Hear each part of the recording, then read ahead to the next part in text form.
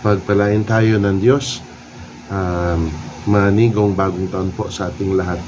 Sa ating pong pagninilay ngayon mula sa mabuting balita ng Panginoon ayon kay San Mateo, Kabanata 2:1-12, ay dito umiinog yung dakilang kapistahan ng pagpapakita ng Panginoon o Epifania.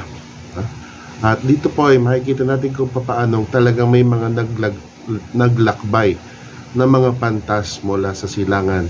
Malayo po yung kanilang lakbay. Hindi madali yung kanilang mga pinagdaanan. Ang kanilang pinanghawakan lamang ay yung kanilang tunton, gabay ng isang talang maliwanag.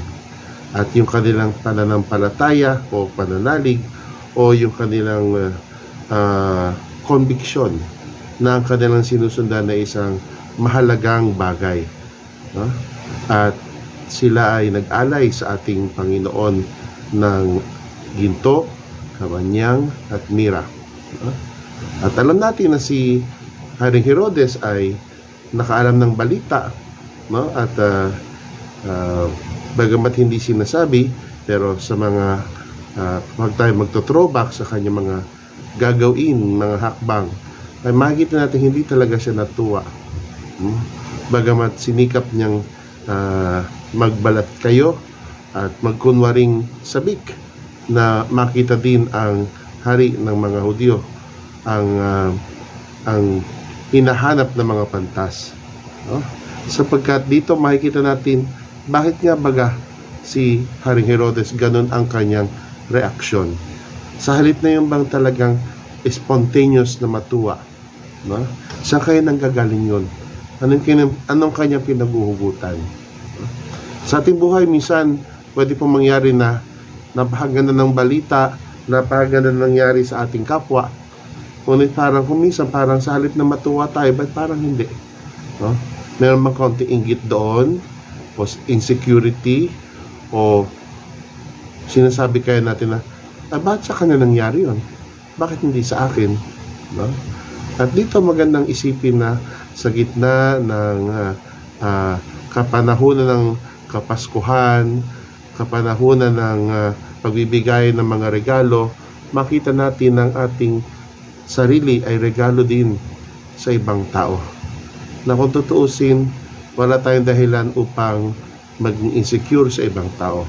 At kung meron man talaga tayong nais na makamit sa ating sarili na alam natin kinamit na ibang tao, ay bakit hindi po natin subukan na magpunyagi?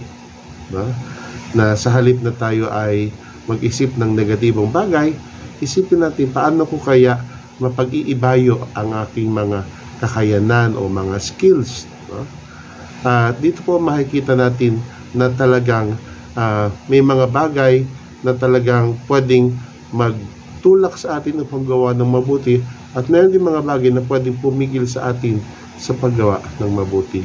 At kung ating titingnan ang ating mga poobserbahan ng ating mga damdamin, ang mga damdamin ay maaaring pwedeng maging flags, telltale flags, kung ano ang estado ng ating pagkatao.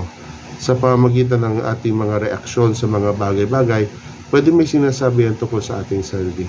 Kung kaya sa pagdiwa ng diriwang nitong pagpapakita ng Panginoon, idalangin natin sa Kanya na sana lagi niya ipakita ang Kanyang sarili sa atin, sapagkat ang pinakamalagay ang ating paglapit sa ating Panginoong Hesus. At bawat isa sa atin ay regalo, hindi lamang sa ating Panginoong Hesus, kundi sa bawat isa. Na sana matuklasan natin ang mga bagay na ipinahiram ng Panginoon sa atin upang ating linangin, pagyabungin at ibahagi sa ating kapwa, upang tayo maging mga regalo ng pag-asa sa ating kapwa. Pagpalain tayo ng Diyos.